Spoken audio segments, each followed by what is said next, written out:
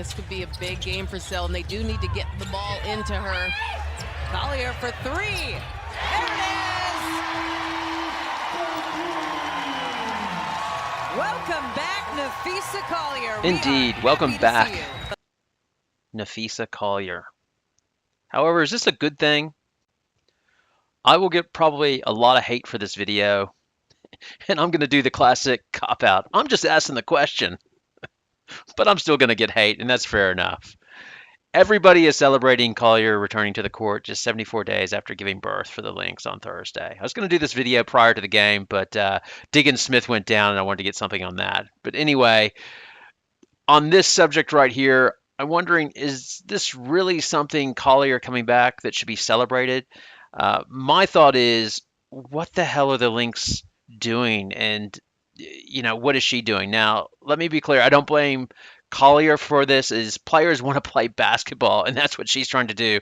However, I wonder what coach and general manager Cheryl Reeves is thinking and what the Lynx are thinking, because I don't think she should be playing essentially right now. Now I know what you're thinking. He's just a sexist a-hole. He wants Collier at home, caring for her baby.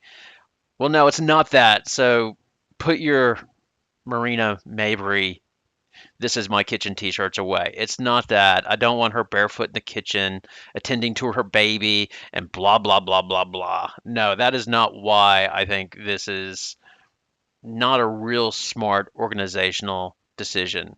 Now, the reason I think this is a bad move by the Lynx is because females are at a much greater risk of ACL injuries. Now, this has been shown. It's not me being, oh, I'm a male and you're going to do this. No, it's been shown that it started coming out in the 80s that they were almost 2 to 7 times more likely to have an ACL injury or more risk than in comparison to males. Now, this has been in the news more just recently with Paige Bueckers injuring her knee or ACL playing in a pickup basketball game. There are a few physiological factors that make women more prone to ACL injuries. Firstly, biomechanically, they have wider hips generally than men, and this causes an increased Q angle. That's the angle from the outside of the hip going to the knee. If you track like the femur, like the big bone and the big thigh bone, this angle it essentially makes women more likely to be knock-kneed, if you like. And because of that, that puts the outside of the knee on a little bit more stretch, but overall puts them in a more vulnerable position, which is why it's speculated they tend to have these injuries. That's one reason. The other reason is in general, women tend to be more hypermobile or more flexible than their male counterparts, which is great in a lot of aspects. That probably allows them to play longer and things like that. Like flexibility has wonderful things. But one of the bad things is for joints, flexibility puts them at more risk. For example, swimmers often are extremely hypermobile in their shoulders, which they need. It allows them to get more range on their strokes and things like that. But they often have terrible shoulders and often getting shoulder surgery. Same thing with, even baseball players.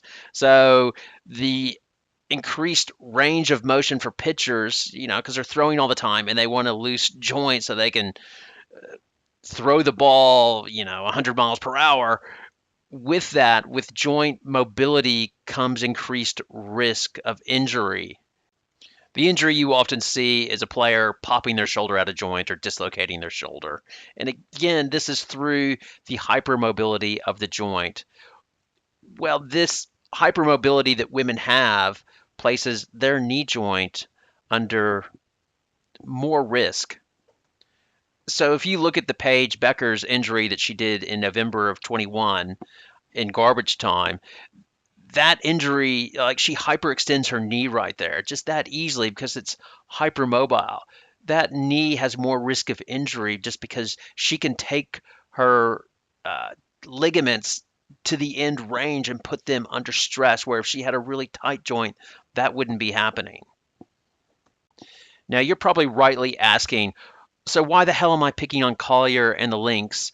Because, well, women are more at risk of knee injury. So what are you saying? Are you saying they should never play basketball because of this risk and we need to put them in cotton and just watch the men play? No, I'm not saying that. Not at all. Um, what I am saying is I think that she is at more risk as she has recently given birth. When you are pregnant, your body releases a hormone called relaxin, which loosens up your ligaments. It makes you nice and loose, which is a good thing, because it allows your pelvis to loosen so the head of the baby can come out. Sorry to get, hope nobody's offended by the graphicness of childbirth, but that's what the idea is because you have to squeeze this big bowling ball out between your legs. All right. So it is a good thing because it allows childbirth to happen. However, it is a bad thing in terms of stability of your joints, as overall you are a hell of a lot looser. You often hear of women complain of back pain during pregnancy and sort of aches and pains after pregnancy. A lot of that is due with the hypermobility they get from the hormones being released. Now, the thing I don't know, and I will admit to, is I don't know how they've been monitoring her to say that she is fit to come back and play basketball. Have they been measuring her hormone levels? Could they come back and say, hey, screw you, we've been doing this, this, and this. We've been doing stability tests of her knee, and this is why we're adjusting. If they have, great, but I haven't heard anybody talk about it or suggest it. And I didn't want to be what we love to do in these day and ages is, the quarterback gets injured when the team's up by 12, and we go, why the hell was he in the game?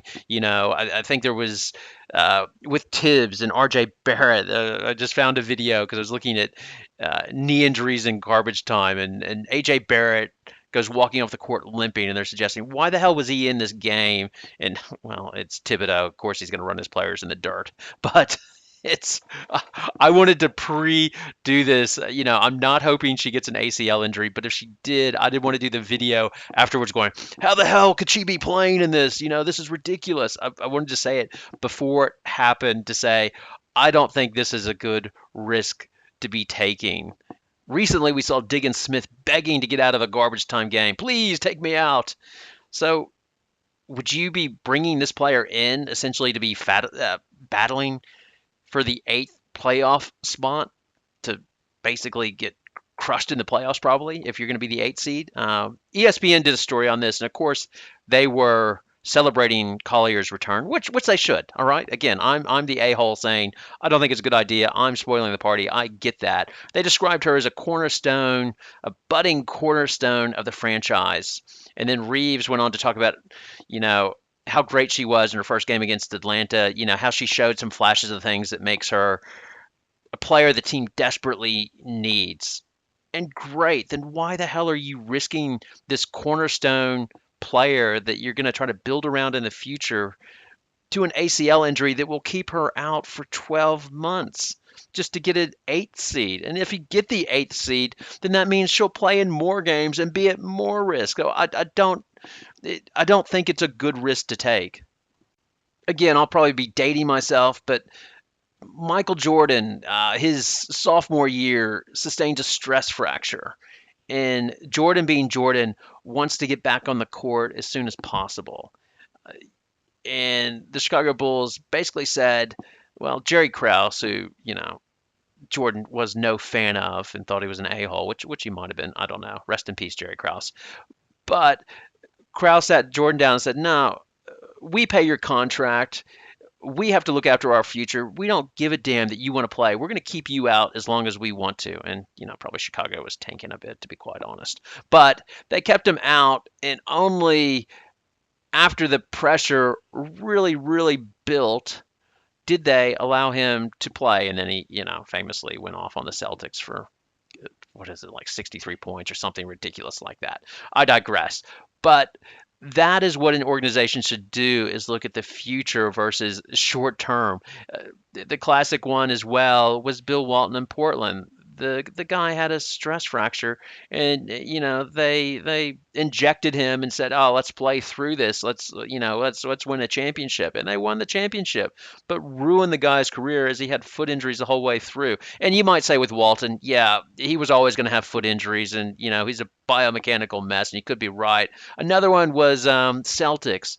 Kevin McHale was never the same when he played through the playoffs. He had a fracture in his foot that just kept on growing, and he just kept on playing through it and just ruined, probably the last 5 years of his career. He could have been twice the player he was instead of, Bird respected him for playing through his injury, and yeah, great. And, Bird ruined his back through, paving his driveway. The organization has players are stupid half the time and just want to play, which they should. That's what makes them great. Like Bird playing through his back and thinking, hey, instead of getting contractors, I'm going to pave my driveway on my own and destroy my back. So organizations have a duty to protect their players, and I think they failed or are failing Collier in this instant and should have just said, hey, we know you want to play in the final games of Sylvia Fowles' career. We understand that. Have her do it ceremonial. Have her do the jump ball and then get her the hell off the court.